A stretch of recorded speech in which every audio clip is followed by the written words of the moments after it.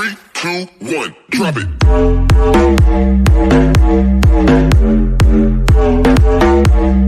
नमस्कार किसान भाइयों, आप लोगों का हमारे YouTube चैनल खेती किसानी में स्वागत है। और आज हम बात करेंगे कि किस तरह से मिर्च, टमाटर, गोभी का प्लांट हम प्रो ट्रे में पैदा करेंगे या तैयार करेंगे। तो आप वीडियो को बिल्कुल स्किप ना करें। अगर आपको स्किप करना है तो प्लीज़ अभी स्किप करके चले जाएं, क्योंकि इसमें जो जानकारी मिलेगी वो शायद कोई और ना दे पाए, ऐसा मुझे लगता है। मैं बेसिक से एडवांस तक बताऊंगा। तो इसको बनाने के लिए सबसे पहले हमें एक चाहिए कोकोपीट, जो कि मार्केट में बहुत ही अच्छे 40 से 50 रुपये किलो की आता है।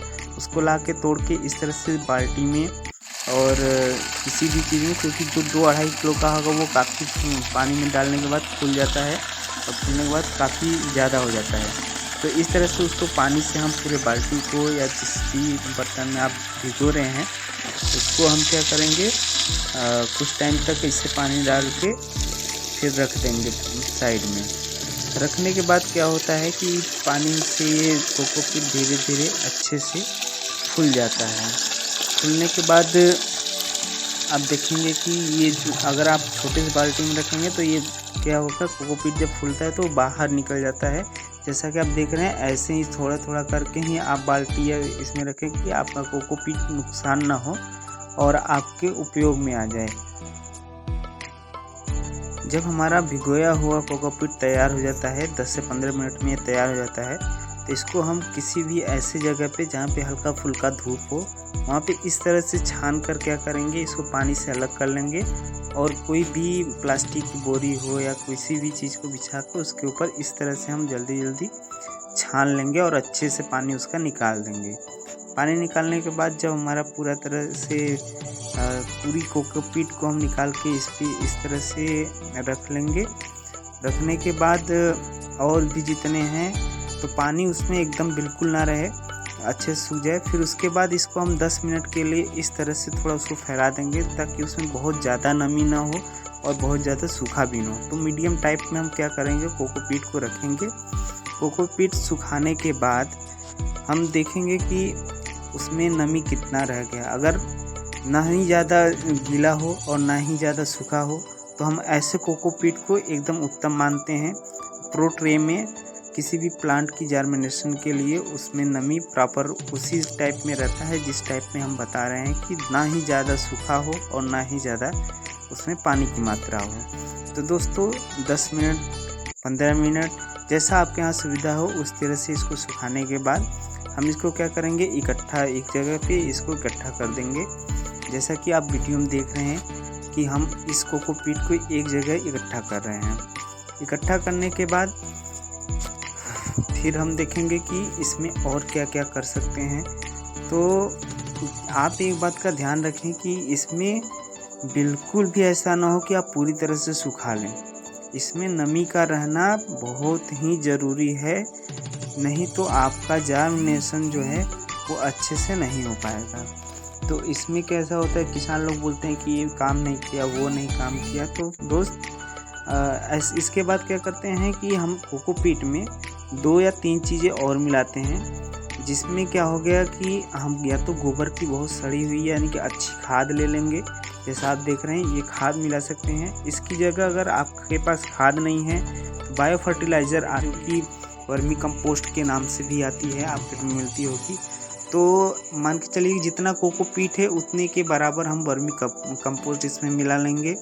और साथ ही साथ उसमें एक फंगीसाइड जो आपके यहाँ अवेलेबल वो फंगीसाइड मिला लेंगे। और एक मैजिक नाम की कीटनाशक आती है, जिससे कि इसमें कोई भी कीड़ा, जैसे कि हम लोग यहाँ बोलते हैं रेमा, एक कीड़ा होती है जो कि अंदर घुस के इसके पौधों को हिला देती है और वो पौधा सूखने लगता है। तो उसके लिए हम 3 चीज़ें बहुत ज़रूरी मिलानी है। पहला पोस्ट, दूसरा कोई भी फंगीसाइड जैसे कि हमारे यहाँ साफ मिलता है, हीट किल के नाम से आती है। और तीसरा चीज़ कोई भी कीटनाशक बहुत हल्की मात्रा में इसमें मिलाएंगे और बहुत अच्छे तरह से मिला करके हम इसका एक ऐसा मिश्रण तैयार कर लेंगे जैसा कि आप देख रहे हैं। और यह अब कैसा है कि हमारे प्रो ट्रे में जाने के लिए बिल्कुल तैयार है। ये दोस्तों प्रो ट्रे है जो आपके यहाँ मार्केट में क्या होगा कि कहीं कहीं 45 रुपये से 50 रुपये तक की भी दाम है। तो उसमें क्या होता है कितने खाने हैं, तो ये एक्चुअली आपके पास सामने जो दिख रहा है 98 यानी कि 98 खाने इसमें हैं, जिसमें हर एक खाने में एक प्लांट की जर्मिनेशन किया जाएगा। तो इसको हम क्या करेंगे, अभी ये एक ही में है तो इसको हम अलग अलग कर लेंगे और ये अलग करने के बाद इस तरह से हम कोकोपीट इसके ऊपर करके रख के इसको अच्छे से पूरी तरह से भर देंगे। भरने के लिए ऐसा ना हो कि इसमें बहुत ज़्यादा दबा के भरना हो, बस नॉर्मल हाथों से आप जैसा देख रहे हैं वीडियो में कि बस कोकोपीट को उस पर रखिए और इस तरह से फैलाते जाइए। फैलाने के बाद क्या होगा कि आप देखेंगे पूरी तरह से जितने भी खाने हैं सब में कोकोपीट आराम से भर जाएगा। इसके में बहुत बड़ी काम नहीं होती, इसको हर कोई कर सकता है। तो आप ऐसा करने के बाद जितने भी प्रो ट्रे हैं उसको एक साथ ऐसा कर सकते हैं। अगर नहीं, अगर आपके पास 2 या 3 लोग हैं तो ऐसा भी हो सकता है कि आप पहले प्रो ट्रे में तैयार कर लें और उसको लोगों को दे सकते हैं कि आप उसमें बीज डालिए।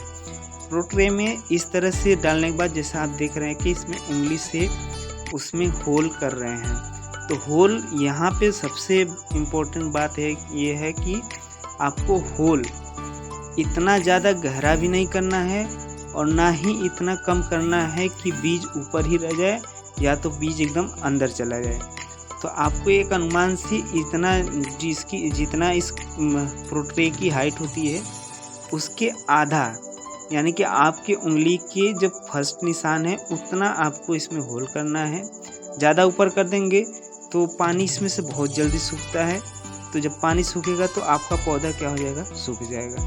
तो ध्यान रखें कम से कम आधा के बराबर आप खुद मान लगा सकते हैं। उसके बाद आप इसमें अच्छे से पूरे में छेद कर लें उंगली से।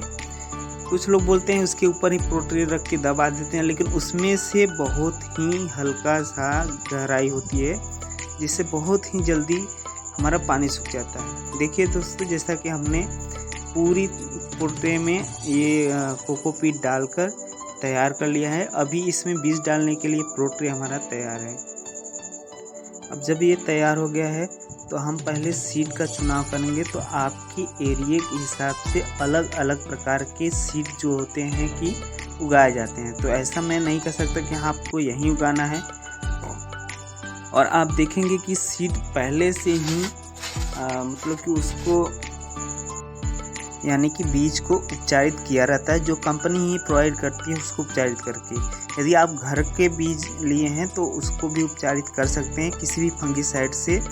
आप 2 ग्राम प्रति केजी के हिसाब से बीज को उपचारित कर सकते हैं। उपचारित करना बहुत ही ज़रूरी है क्योंकि इसमें फंगस लग जाते हैं तो या तो प्लांट की जर्मिनेशन नहीं होगी या जर्मिनेशन हो गया बहुत ही कुछ ही दिनों में आपका पौधा मर जाएगा।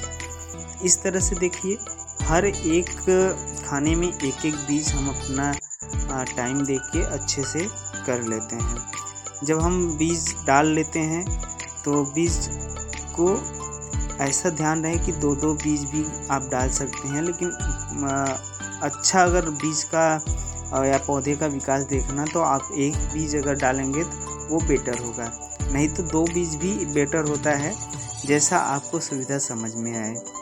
तो जब इस तरह से हो जाता है तो सारे में डालने के बाद हम क्या करें, कोकोपीट को पुनः इसके ऊपर इस तरह से छिड़क कर इसको जिस तरह से हमने पहले अपने नॉर्मल हाथों से फैलाया था तो इस तरह से जब छिड़क देंगे फिर इसको हम अपने ही नॉर्मल हाथों से सिर्फ इसको क्या करेंगे, साफ़ कर देंगे इसके ऊपर का, कि इसको नीचे कर देंगे जो इसके ऊपर है। तो ऑटोमेटिक कैसा होता है, जो होल है उसमें कोकोपीट चला जाता है और कोकोपीट अच्छे से उस जो बीज हम लोगों ने बोया है तो वो बीज को अच्छे से क्या करता है, ढक देता है, जिससे इसके बीज के नीचे से भी नमी मिलती है, ऊपर से भी नमी मिलती है।